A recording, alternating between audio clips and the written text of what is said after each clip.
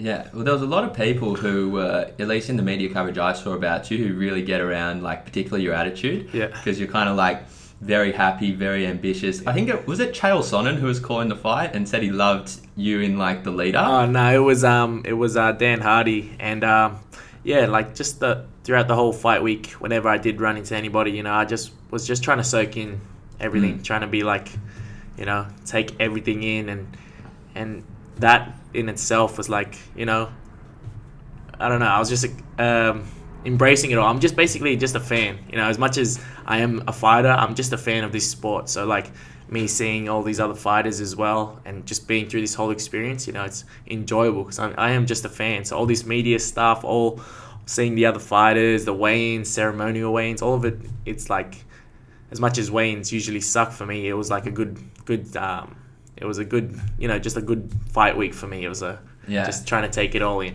Well, so how are you preparing for this fight? Because this guy's a big dude. Like, at 155 pounds, I don't know how many kilos that's is. 70.7 or something like that. So, right, and this guy's like 6'3" or 6'2" or something. Yeah, it's ridiculous. He's really, like, even though everyone's the same weight, there is this kind of like this talk or concept in like MMA where you can be big for that weight. Yeah. And he's like big for that weight. For sure.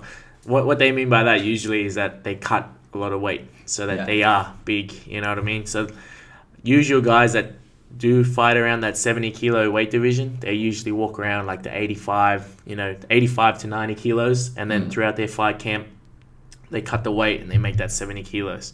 So a person that usually fights around in my weight division walks around 75, 80 kilos. So it's like, you can tell like 5-10 kilos every weight division. It's like that's the size difference. But Jalen especially, man, he's just I don't know how you can be 6'3" and weigh 70 kilos, and still like be able to function. Yeah. Yeah, well, I mean, we know one of our mutual friends, Charles Joyner, is he's massive. He's a tall guy for his weight. But run me through kind of that fight week. So, like, how are you preparing for this fight? Because, I mean, you probably wouldn't have guessed that you were fighting this guy until you got the call, Exactly.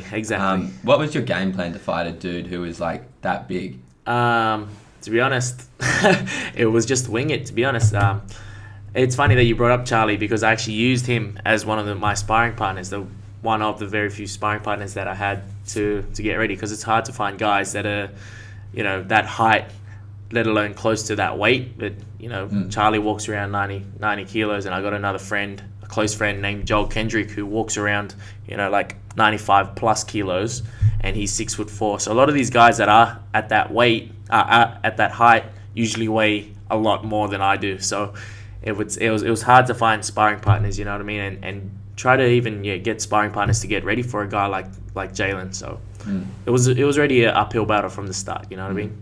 Well, how did you feel in the fight? Did you enjoy yourself? Oh yeah, 100%. They all say the bright lights of the UFC get to a lot of people, especially when it's your UFC debut, and there's 10,000 screaming fans, and there's celebrities in the crowd, there's famous UFC fighters in the crowd, there's officials. It's it gets to a lot of people. But for me, it was like walking out and then playing my music. It just felt everything just felt natural. You know what I mean? It felt like I belonged there. Like for the longest time, ever since I was chasing this career, we've always pictured, a lot of MMA fighters picture their first walkout, especially in the UFC, of being underneath the bright lights, the camera in your face, your music's playing, the crowd's screaming. So, everything felt like, everything felt like it just belonged. Like everything just went into place, and fighting in that cage is, it was no different to any other fight that I had, besides a little bit more noise from the crowd screaming at you. So, it felt good, but again, a step in competition.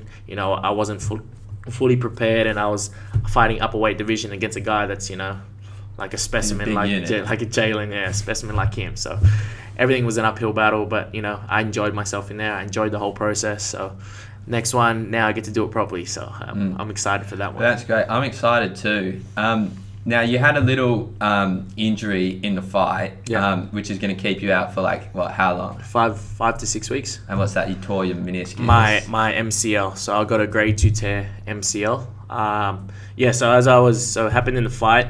I was circling across the cage, and I was like skipping side to side because Jalen was obviously trying to cut off the ring. So I was skipping side to side. My ankle got caught on the cage. I twisted my ankle, but it wasn't my ankle that gave out. It was my knee that blew. So as soon as it happened, like usually the punches and kicks and knees to the face and stuff, you really don't feel it in the fight.